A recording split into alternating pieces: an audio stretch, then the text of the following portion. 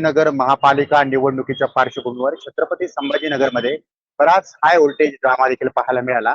कारण मला उमेदवारी मिळायला हवी यासाठी सर्व राजकीय पक्षातील बरेच जुने नेते, कार्यकर्ते, पदाधिकारी यांनी आपलं वर्चस्व पणाला लावलेलं होतं. त्यांनी बरंच काही मेहनतही घेतली.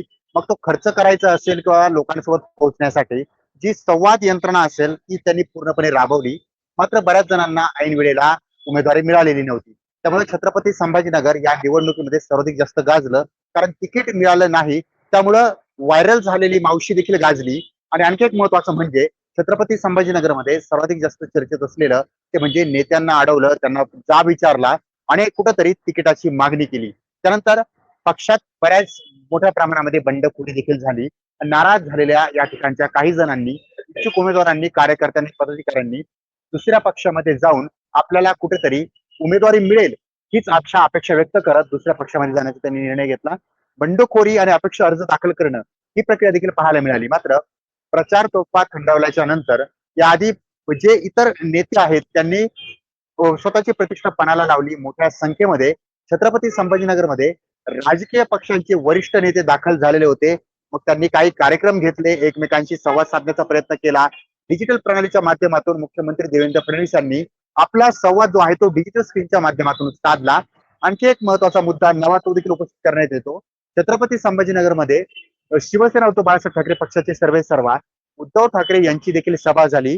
वंचित बहुजन आघाडीचे सर्वेसर्वा प्रकाश आंबेडकर यांची सभा झाली. असदुद्दीन ओवेसी जे एमआयएम पक्षाचे सर्वेसर्वा आहेत त्यांची सभा झाली. त्यांचेच बंधू असदुद्दीन ओवेसी, अकबरुद्दीन ओवेसी या दोघांही नेत्यांच्या छत्रपती संभाजीनगरमध्ये सभा झाल्या. आणि त्यासोबतच शिवसेना एकनाथ शिंदे पक्षाचे सर्वेसर्वा एकनाथ शिंदे यांनी देखील या ठिकाणी सभा घेतली.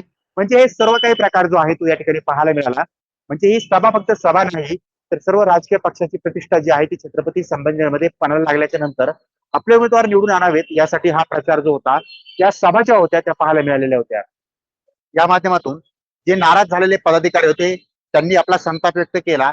एमआयएम पक्षाचे सर्वेसर्वा म्हणजे असदुद्दीन ओवेसी छत्रपती संभाजीनगरमध्ये येण्याच्या आधी इम्तियाज जलील जे पक्षाचे प्रदेशाध्यक्ष आहेत ते त्यांच्या गाडीवर हल्ला देखील करण्यात आला. म्हणजे या ठिकाणी आपण पाहू शकतो की निवडणूक किती प्रतिष्ठेची आणि हाय व्होल्टेज ड्रामा असणारी बनली. तर आणखी एक मुद्दा हा देखील उपस्थित करण्यात येतोय. कारण या ठिकाणी सभा तर झाल्या, मेळावे झाले, टॉक शो झाले.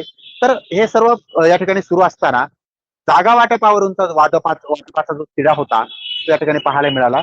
कारण जागा वाटप करत असताना कुणाला किती जागा दिल्या जाणार, मग ते वंचित असेल, काँग्रेस असेल, यांच्यातही कुठेतरी कुरबुर पाहायला मिळाली. त्यानंतर शिवसेना उद्धव बाळासाहेब ठाकरे पक्ष आणि काँग्रेस पक्ष यांच्यामध्ये जागा वाटपावरून संभ्रम निर्माण झाल्याचं पाहायला मिळालं. आणखी एक मुद्दा हा उपस्थित होतोय. शिवसेना आणि भाजप या दोन पक्षांमध्ये जागा वाटपावरून अनेक बैठका झाल्या, 10 पेक्षाही जास्त बैठका झाल्या. मात्र जागा वाटपाचा तिढा कायम होता, तो सुटला नाही आणि त्यांनी स्वतःच्या स्वबळावर लढण्याचा निर्णय घेतला. म्हणजे छत्रपती संभाजीनगरमध्ये सर्व राजकीय पक्ष स्वबळावर ही निवडणूक लढत आहेत. आणि आता आचारसंहिता लागल्याच्या नंतर निवडणूक प्रचार तोफा 5:30 वाजता थंडवल्याच्या नंतर आता छत्रपती संभाजीनगरमध्ये काही छुपा पद्धतीनं प्रचार केला जातो की काय हे पाहणं देखील महत्वाचं आहे. काही राजकीय नेत्यांनी काही दिवसांपूर्वी काही वक्तव्य केलेले होते, ते म्हणजे रात्री लक्ष्मीचं दर्शन घडतं, म्हणजे छुप्या पद्धतीचा प्रचार याला म्हटलं जातं. तर तो प्रचार देखील काही राजकीय पक्ष, राजकीय पार्ट्या ते करतात का हे पाहणं महत्वाचं आहे. आणि यानंतर हे असे प्रकार समोर आल्याच्या नंतर यावर निवडणूक आयोग काय कारवाई करतं हे पाहणं देखील महत्वाचं असणार आहे. त्यामुळे छत्रपती संभाजीनगर या वर्षीच्या निवडणुकीमध्ये, महानगरपालिका निवडणुकीमध्ये सर्वाधिक जास्त गाजलं, सर्वाधिक जास्त चर्चेत राहिलं. आता आणखी एक मुद्दा हा देखील उपस्थित होतोय. येणाऱ्या काही दिवसांमध्ये निकाल लागेल. त्या निकालामध्ये कोणाचं पारडं जड भरतं, कारण सर्व राजकीय पक्ष म्हणतायत आमचाच महापौर बनेल, एवढा विश्वास जो आहे तो त्यांना या ठिकाणी वाटतोय. तर दुसरीकडे शहराचं चित्र बदलू अशा देखील काही आश्वासनं जी होती ती दिलेली होती. म्हणजे हे छत्रपती संभाजीनगर आहे मात्र बारामती करू असं देखील काही राजकीय पक्ष बोलले. तर मग हे सर्व काही होत असताना शहराचा चेहरा मोहरा किंवा शहराचा पाण्याचा प्रश्न असे अनेक मुद्दे आहेत. त्या मुद्द्याला धरून ही राजकीय निवडणूक, हे राजकीय पक्ष जे होते ते उतरलेले होते. मात्र प्रत्यक्षामध्ये हे सर्व पक्ष एका ठिकाणी एकत्रित आहेत. मात्र निवडणूक आल्याच्या नंतर एकमेकांवर यांनी चिखल फेकही केली. म्हणजे आम्ही सोबत आहोत, मात्र निवडणूक आली, जनतेला तर बोलायचंय, आमच्या पदरी तर मतदान पडलं पाहिजे, आमचा पदर तर पूर्ण भरला पाहिजे मतांनी. तर यासाठी या नेत्यांनी एकमेकांच्या विरोधामध्ये टीका टिप्पणी उणे दुणे काढायला सुरुवात केली. त्यामुळे जनता हुशार आहे. त्यांनी देखील या हुशारीच्या माध्यमातून कुणाला मतदान द्यायचं हे त्यांनी ठरवलेलं आहे. मात्र आता ते हे गुपित असतं. त्यामुळे मतदार राजा योग्य तो जनतेला आणि उमेदवाराला निवडून देईल असंच स्वतः काही राजकीय पक्ष बोलतात. मात्र आता जनतेच्या हातात, जनतेच्या पारड्यातच हा चेंडू आलेला आहे. त्यामुळे आता जनताच जे काय आहे ते ठरवेल. या ठिकाणी भेटवस्तू वाटप केल्या जातात की नाही हा एक प्रश्न गुलदस्त्यात असताना दुसरीकडे छुप्या पद्धतीचा प्रचारावर आता निवडणूक आयोग कसं लक्ष ठेवतं हे पाहणं महत्वाचं असणार आहे. कारण छत्रपती संभाजीनगर म्हणजेच या ठिकाणी सर्वाधिक जास्त आशिया खंडातील वेगानं डेव्हलप होणारं शहर आहे. औद्योगिक क्षेत्र आहेत आणि या शहराला सर्वाधिक जास्त राजकीय वळणावर चर्चेत ठेवलं जातं. तो चर्चेतही असतं हे शहर. तर त्यामुळे आता हे पाहणं आता महत्वाचं आहे. छत्रपती संभाजीनगरमध्ये राजकीय नेत्यांच्या, राजकीय पक्षांच्या बैठका झाल्या, मेळावे झाले, परंतु जनतापर्यंत हे पक्ष पोहोचले. मात्र आता जनता यांना कशा प्रकारे धारा देतं, त्यांना कशा प्रकारे जवळ करतं, त्यांना निवडतं की त्यांना दूर सारतं हे पाहणं महत्वाचं आहे. छत्रपती संभाजीनगर पर्यटनाच्या दृष्टीनं एक महत्वाचं शहर आहे. या ठिकाणी वेरूळ, अजिंठा, बीबी का मकबरा, ज्या ठिकाणचं जे ज्योतिर्लिंग आहे घृष्णेश्वर, श्री घृष्णेश्वर, तर हे घृष्णेश्वर लेणी देखील या ठिकाणी आहे. त्यामुळं हे चर्चेत फक्त पर्यटनामुळेच नाही तर राजकीय दृष्ट्या देखील राहिलेलं आहे.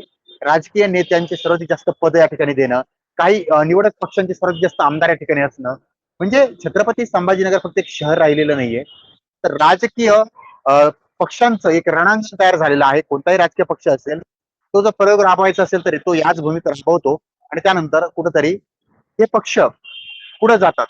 तर त्यामुळे आता हे पाहणं महत्वाचं असणार आहे. हे सर्व काही दिल्याच्या नंतर, सर्व काही आश्वासनं दिल्याच्या नंतर त्या राजकीय पक्षांना जनता कशा प्रकारे स्वतःच्या पसंतीला निवडतं किंवा स्वतःच्या पसंतीमध्ये त्यांना उतरवतं. राजकीय पक्ष आले, मात्र राजकीय पक्षांच्या सभांमध्ये, मेळाव्यांमध्ये, गर्दीमध्ये जी जनता होती ती पाहायला मिळाली. मात्र जनताच आता काही दिवसाच्या नंतर निवडणार आहे की आपलं पारडं जे जड भरवणार आहे. तर मग नेमकं कोणत्या जनतेच्या माध्यमातून कोणत्या पक्षाला, कोणत्या उमेदवाराला मत दिलं जातं हे पाहणं महत्वाचं असणार आहे. सचिन बडे, लोकशाही मराठी, छत्रपती संभाजीनगर.